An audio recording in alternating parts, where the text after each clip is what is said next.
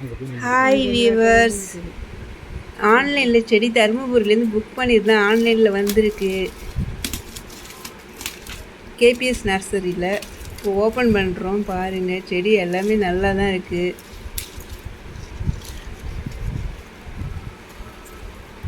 Damage எதுவும் இல்லை, நல்லா இருக்குது செடி. 7 செடி போட்டிருந்தோம். 7 அந்த பாக்ஸுள்ள 7 இருக்குது.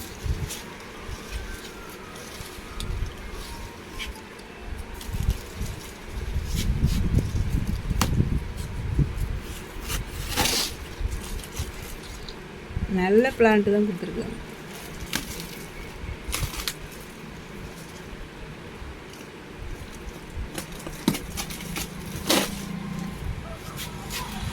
நீங்களே பாருங்கள், எல்லாம் நல்லா இருக்கு.